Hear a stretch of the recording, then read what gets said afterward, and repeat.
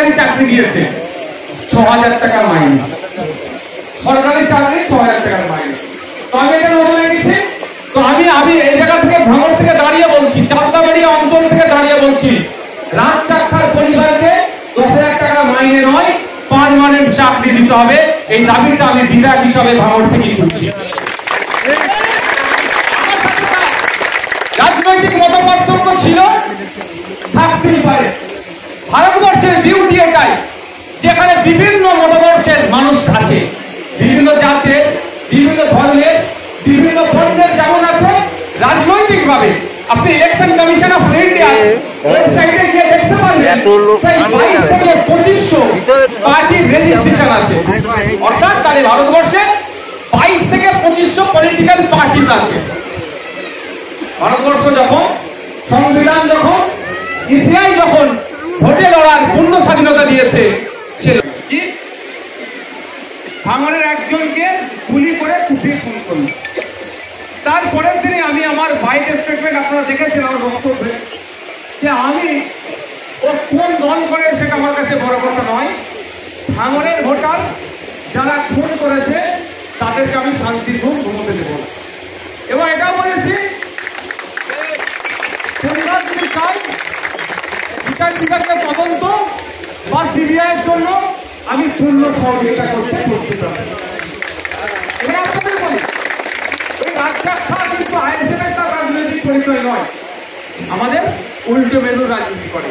কিন্তু আমি একজন বিধায়ক হিসাবে আমার কর্তব্যের মধ্যে পড়ে ভাঙড়ের কোনো মানুষ যদি আঘাতপ্রাপ্ত হয়, ক্ষতিগ্রস্ত হয়, তার সাথে দাঁড়াবো। তাই সেই আমি আমার দায়িত্ব মনে করে আমি রাজ্জাক পরিবারের পাশে দাঁড়াবার বার্তা দিয়েছিলাম, আজও দিচ্ছি। এই মামলা, এই কেস যদি সঠিকভাবে তদারকি না হয়, আগামী দিনে কোর্টের মাধ্যমে গিয়ে হয় বিচার বিভাগীয় তদন্ত হবে, তাদের সিবিআই তদন্ত করে রাজ্জাককে যারা খুন করেছে তাদেরকে জেলের ভাত খাওয়াতে হবে।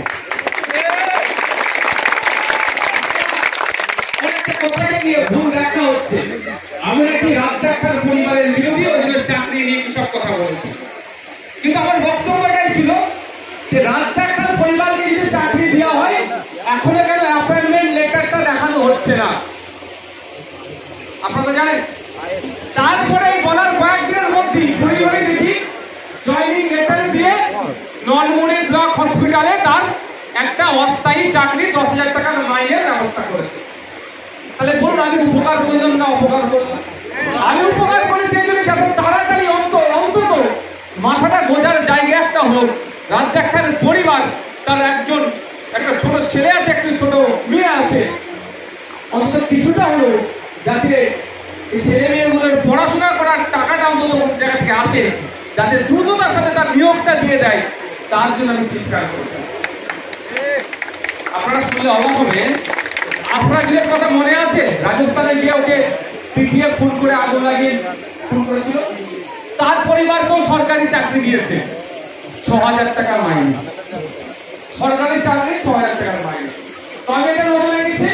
তো আমি এই জায়গা থেকে ভাঙড় থেকে দাঁড়িয়ে বলছি, চালতাবাড়ি অঞ্চল থেকে দাঁড়িয়ে বলছি, রাজ চাকমার পরিবারকে ১০,০০০ টাকা মাইনে নয়, পার্মানেন্ট চাকরি দিতে হবে। এই দাবিটা আমি বিধায়ক হিসাবে ভাঙড় থেকে তুলছি। রাজনৈতিক মতপার্থক্য ছিল, থাকতেই পারে। ভারতবর্ষের বিউটি এটাই, যেখানে বিভিন্ন মতাদর্শের মানুষ আছে, বিভিন্ন জাতের, বিভিন্ন ধর্মের, বিভিন্ন বর্ণের যেমন আছে, রাজনৈতিক ভাবে আপনি ইলেকশন কমিশন অফ ইন্ডিয়া ওয়েবসাইটে গিয়ে দেখতে পারবেন 22 থেকে 2500 পার্টির রেজিস্ট্রেশন আছে। অর্থাৎ তাহলে ভারতবর্ষে 22 থেকে 2500 পলিটিক্যাল পার্টি আছে। ভারতবর্ষ যখন সংবিধান, যখন ইসিআই যখন ভোটে লড়ার পূর্ণ স্বাধীনতা দিয়েছে, সে লড়তে পারে। যে যার মতো করে মানুষকে বোঝায়, মানুষ যাকে পছন্দ করবে সে জিতবে, যাকে পছন্দ করবে না সে হারবে। সুতরাং সে আমার অন্য ধারার রাজনীতি করলে তার বিরুদ্ধে আমি গিয়ে তার পরিবারের কারো ক্ষতি হয়েছে, সেই ক্ষতিটা আমি উল্লাস করব, এটা আমার রুচিতে হবে। আমি দায়িত্বশীল বিধায়ক হিসাবে, জনপ্রতিনিধি হিসাবে আপনাদের কাছে এসেছি। আপনাদের কারো অভাব অভিযোগ থাকলে আমাকে জানাতে পারেন, আমি আমার সামর্থ্য অনুযায়ী আপনাদেরকে সহযোগিতা করব। তবে এত মানুষ যখন পেয়েছি, আমি একটা গুরুত্বপূর্ণ বিষয় নিয়ে আপনাদের বলবো। খুব ভয়ঙ্কর ভাবে আমাদের মধ্যে ভয় ঢুকানো হচ্ছে। কি? SIR, বুঝতে পারছেন? সমাজে যদি বলি ভোটার তালিকা থেকে নাকি নাম বাদ দিয়ে দেবে, হচ্ছে না? আতঙ্কিত করা হচ্ছে, আপনাকে আমাকে ভয় দেখানো হচ্ছে। আমি আপনাদের বলবো, ভয় পাবেন না। ভয় যদি পেয়ে যান তাহলে আপনাদের দুজন সাকসেস হবে। আপনি ভয় পেলে বিজেপি সাকসেস, আপনি ভয় পেলে শাসক রাজ্যের শাসক সাকসেস। এরা প্ল্যানিং করে কি করছে জানেন? বিজেপি বলছে মুসলমানদের তাহলে ভোটাধিকার কার্ড কেড়ে দেবো, তাড়িয়ে দেবো। হিন্দু কিছু ভাইকে উত্তেজিত করার চেষ্টা করছে। আর তৃণমূল কি বলছে? আমরা ক্ষমতায় থাকলে তোদের ভোট থাকবে, তোদের ভোটাধিকার কেউ কাটতে পারবে না। কারণ বাবার ক্ষমতা সাময়িকের জন্য হয়তো বদমাইশি করতে পারে, চ্যালেঞ্জ করলে কি আমার আটকাতে পারবে? আর এখানে যারা উপস্থিত আছেন বলুন, আপনাদের পরদাদুরা, দাদু আব্বা, পরদাদু বলি তো নাকি বাংলাদেশ থেকে এসেছে? কেউ জোর গলায় বলুন না, কেউ এসেছে? কেউ পাকিস্তান থেকে এসেছে? কেউ আফগানিস্তান থেকে এসেছে? কেউ মায়ানমার থেকে এসেছে? কি আমার পরদাদুরা, আমার দাদুরা দেশকে স্বাধীন করার জন্য লড়াই করেছে, খুন দিয়েছে, জীবন দিয়েছে। সুতরাং ওই শুভেন্দু অধিকারী আমাকে সার্টিফিকেট দিতে হবে আমি ভারতীয় কি ভারতীয় নয়, ও আমাকে সার্টিফিকেট দিবার কে? আমার দাদু লড়াই করেছিল দেশের জন্য, ওটাই আমার কাছে বড় সার্টিফিকেট। আমাদেরকে আতঙ্কিত করানো হচ্ছে। মায়েরা বলবো, চিন্তা করবেন না, সর্বশেষ ছোট ভাই আছে নাকি? আমি আছি। আপনাদের বলি, 2002 সালে এই ধরনের একবার SIR হয়েছিল। সেই সময়ে 28 লক্ষ ভোটারের নাম পশ্চিমবাংলা থেকে বাদ পড়েছিল। আমার বাপের বয়সী যারা আছে তারা তো ভালো করে বলতে পারে, কখন কোনো আন্দোলন হয়েছিল? কেউ ভয় পেয়েছিল? তারা হাঁটাটা এসেছিল? কাউকে ভয় দেখিয়েছিল? তখন তো মমতা ব্যানার্জি মহাশয়া বিরোধী দলে থাকতো, চিৎকার করেছিল। এটা কি জিনিস বুঝতে হবে। আপনার ভাঙড়েও বাড়ি, আপনার নিউ টাউনে আপনি বাড়ি করেছেন, দু জায়গায় আপনি ভোটার কার্ডে নাম তুলে রেখেছেন। আপনার এক জায়গায় তো ভাই কাটা যাবে, সে নামটা তো কাটা পড়ে নেই। আপনার আব্বা, আপনার আম্মা, আপনার দাদু মারা গেছে 10-15 বছর আগে, 20 বছর আগে, আপনার নাম কাটেনি, সে নামটা তো কাটতেই হবে। আপনার এখানে বাড়ি, আবার দিল্লিতে গিয়ে পাকাপাকি ভাবে বসবাস করতে শুরু করে দিয়েছে। দিল্লিতেও ভোটার কার্ড, এখানেও ভোটার কার্ড, ভাই একটা তো কাটা পড়বে। এবার আমি বলছি, যেটা বদমাইশি ওরা করার চিন্তা ভাবনা করতে পারে, আমাদেরকে সেটাকে আটকাতে হবে। যে আপনি বললেন আধার কার্ড দিলেন, আপনি ভোটার কার্ড দিলেন, আপনি এই কার্ড দিলেন, এর সাথে লিঙ্ক করালেন, আর এখন গল্প শোনাচ্ছেন আধার কার্ডের কিছু ভ্যালিড নেই, এর অমুক কার্ডের ভ্যালিড নেই। তাহলে কি কার্ডের ভ্যালিড? আগে যে কার্ডটা, সেটা মোদি আর অমিত শাহ সেই কার্ড আগে দেখাতে হবে, তারপর আমরা কাগজ দেখাবো। যে কার্ডটার ভ্যালিড আছে সেটা আগে মোদি অমিত শাহকে দেখাতে বলবো, তারপরে আমরা দেখাবো। সেটা ওরা দেখাতে পারবে না। আমাদের কাছে যা কাগজ আছে, আমি দায়িত্ব নিয়ে বলছি, অমিত শাহর কাছে ওই কাগজ না, দায়িত্ব নিয়ে বলছি। আমাদের কাছে যে কাগজ আছে, মোদির কাছে হয়তো খুচরোর কাগজ পাওয়া যাবে না, কিন্তু আমাদেরকে চমকাতে চেষ্টা করছে। তবে আমাদেরকে তীক্ষ্ণ নজর রাখতে হবে। ভোটার লিস্টে যেমন অবৈধ ভোটার অর্থাৎ মারা গেছে, অন্য জায়গায় চলে গেছে, সেইগুলোকে বাতিল করার আমরা সহযোগিতা করবো ECI কে। ঠিক একইভাবে আমরা নজর রাখবো, আমার পাড়ার রমেন কাকু হোক আর আব্দুল জব্বার চাচা হোক, কারো বৈধ নাম না ECI কেটে দেয়, সেটাও আমরা নজর রাখবো। যদি বৈধ নাম ECI কাটে, তাহলে সেই অফিসারের সাথে আমরা গণতান্ত্রিক প্রক্রিয়াতে বুঝে নেবো, এটা মাথায় থাকবে। কিন্তু ভয় পেলে চলবে না। ভয় আপনার মনে ঢুকাচ্ছে কে? তৃণমূল আর বিজেপি মিলে। এটা আপনাদের মাথায় থাকবে তো? ভয় পাওয়ার কোনো জায়গা নাই। সমস্যা আপনাদের একটা জায়গায় হবে, সেটা আপনাকে ঠিক করে নিতে হবে। এই আজকে দেখবেন অনেকে আধার কার্ডে রেটে সই করাচ্ছে, আমাকে প্যান কার্ডে রেটে সই করাচ্ছে, কারণ নামের বানান ভুল। প্রচুর আমি সই করেছি বিধানসভা জেতার পর থেকে। আপনাদের বলবো, যারা এই সামনে থেকে আছে, নরপুরে 95% মানুষ এখানে যারা উপস্থিত হয়েছে নামের বানান ভুল। ভোটার কার্ডে আব্দুল করিম মোল্লা বা মোল্লা আব্দুল করিম ভোটার কার্ডে, আর আধার কার্ডে আব্দুল মোল্লা করিম। জন্ম সার্টিফিকেট আবার অন্যরকম। এই সর্বনাশটা আপনার কাগজের হয়ে আসছে, এর জন্য আপনাকে দেশ থেকে তাড়িয়ে দেবে, এটা হতে পারে না। অলরেডি সুপ্রিম কোর্টে চ্যালেঞ্জ হয়ে গেছে, চ্যালেঞ্জ হয়েছে, মামলা চলছে, এটা মাথায় রাখুন। তাহলে আপনাদের করণীয় এখন কি? চিন্তিত না হয়ে, আতঙ্কিত না হয়ে আপনাদের কাগজগুলো কি করতে হবে? সংশোধন করতে হবে। ভোটার কার্ড, আধার কার্ড, প্যান কার্ড, সার্টিফিকেট যা আছে সেই কাগজগুলো এক নাম করতে হবে। এই কাজটা করবে। আর আপনাদের প্রত্যেকের বাড়িতে কাগজ আছে। আমি বললাম যে ছোট ভাই আছে, কেন বললাম? আমার কি আলাদা কি ক্ষমতা আছে নাকি? সবার বাড়িতে আছে। আচ্ছা, এখানে যারা আছেন বসবাস করছে 50, 60, 100 বছর ধরে তো আছে, সব তো দাদুর জমিতে আছে। ম্যাক্সিমাম আমরা যাদের একটু টাকা পয়সা আছে উঠে দেখছে, পালাচ্ছে না, তারা নিউ টাউনে পালাচ্ছে। কিন্তু আমরা যারা এখানে আছি সব ম্যাক্সিমাম কার জায়গাতে দাদু, দাদু কোথা পেয়েছে? পর্দাদু। ওই দলিলটাই তো আপনার প্রমাণ। যখন আপনার দাদুর নামে দলিল, আপনার দাদুর নামে পর্চা, আপনি তো খালাস, মানে আপনি তো অসুবিধা আপনার কি করে? আমার দাদু যদি ইন্ডিয়া নয় তাহলে আমি বাংলাদেশি হবো। কিন্তু আমাদের ভয় দেখানো হচ্ছে। এই ভয় দেখে 2021 সালে খেয়াল আছে যে এনআরসি সিএ করে দেশ থেকে বিজেপি তাড়িয়ে দেবে, আমাকে ভোটটা দাও, আমি বাঁচাবো। আর ভোটটা নিয়ে শুভেন্দু অধিকারীকে দিয়ে আমাদেরকে আরো বেশি করে গাল খাওয়া। সকালে বিকেল উঠতে বলছে শুভেন্দু অধিকারী, এখন কি বলছে? আপনাকে ভূমিকা, আপনাকে বাংলাদেশি, আপনাকে ঘুষপেটিয়া। যেই মুখে শুভেন্দু অধিকারী বলছে মমতা ব্যানার্জি চাইলে ওই মুখটা আইনের দ্বারাই বন্ধ করতে পারে, কিন্তু কেন করছে না? ও যদি বন্ধ করে দেয় আপনি আতঙ্কিত হবেন কি? আপনি ভয় পাবেন কি? আপনি ভয় আর আতঙ্কিত না হলে তাহলে তৃণমূল তো ভোট পাবেন।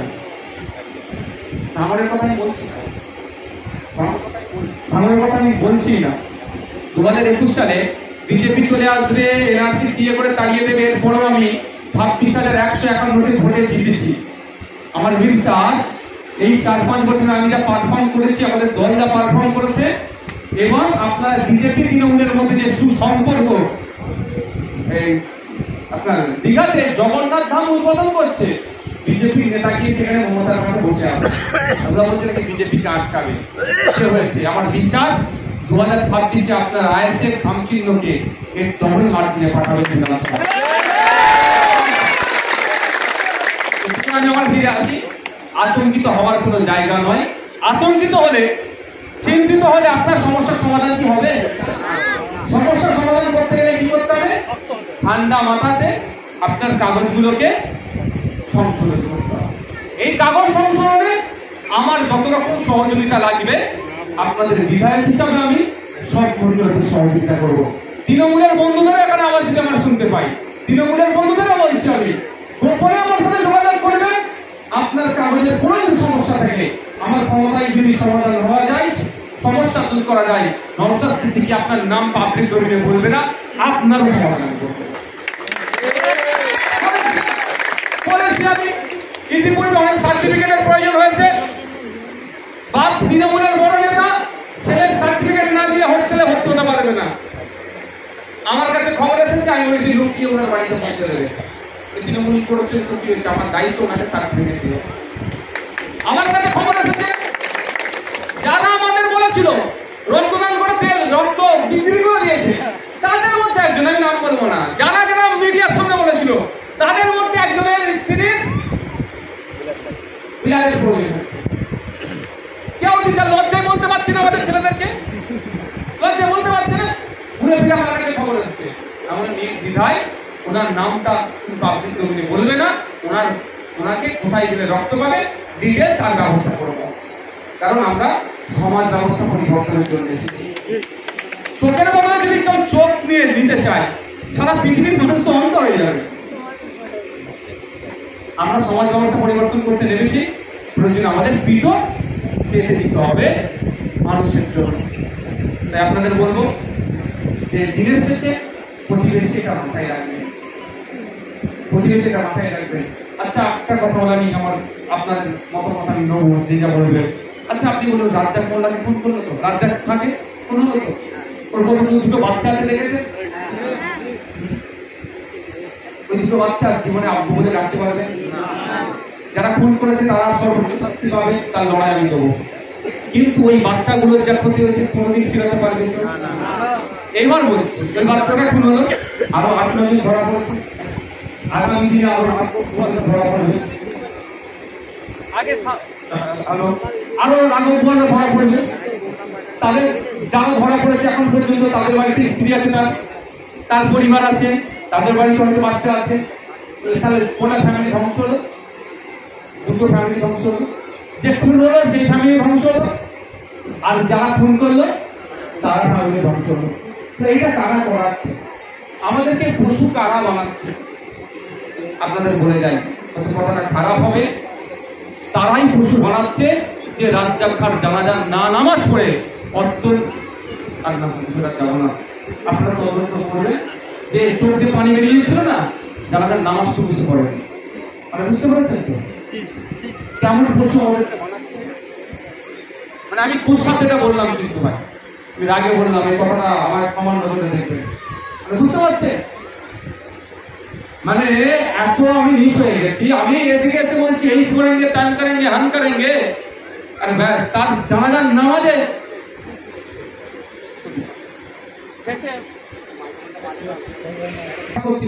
তৃণমূলের জার্সি লাগিয়ে তৃণমূলের লোকেরা আসছিল না, আমি হাত দেখাইনি, ভাই হাত দেখিয়েছি তো, জিজ্ঞাসা করেছিল কেমন আছো না আছো, সাবধানে যাও বলেছি তো। হ্যাঁ, তাহলে আমার জাত চলে গেল নাকি? আমার পার্টি আমাকে বহিষ্কার করে দেবে নাকি? ওরা কারা? আর বাইরে নাকি কেউ? প্রতিবেশী একসাথে প্রবাসা সকাল বিকেল আপনারা করেন তো। এই মারামারি হানাহানিতে কেন জড়াবেন আপনারা? বাবুরা এসি রুমে বসে একসাথে চা খাচ্ছে, সব একসাথে চা খাচ্ছে, আর মারামারি হানাহানি খুনোখুনি কোথায়? এই বুথের স্তরে হচ্ছে। এটা আর বলবো না, বিশ্বাস করবো। এটা আমাদেরকে মাথায় রাখতে হবে যে দিনের শেষে আমরা প্রতিবেশী। এটা মাথায় রেখে যার যে দল ভালো লাগে করবে, যাকে যার ভালো লাগবে ভোট দেবেন। তবে 2026-এ এতটুকু মাথায় রেখে ভোটটা দেবেন যে ভাঙড়ে এয়ারপোর্ট করার একটা চক্রান্ত চলছে। আইএসএফ যতদিন আছে পেরে উঠতে পারছে না। সুতরাং কারো ফাঁদে পড়ে আপনার নিজের খারাপ আপনার নিজেরা রেখে আনেন, এটা আমি আপনাদেরকে বলবো, এটা অনুরোধ করবো, এটা মাথায় রেখে চলবে। আসুন আমি কিছুক্ষণ আপনাদের অপেক্ষা করবো। কারো যদি কোনো জিজ্ঞাসা থাকে, পরামর্শ থাকে, অভাব অভিযোগ থাকে আমাকে জানাবেন, আমি সমাধান করার চেষ্টা করবো। বাবু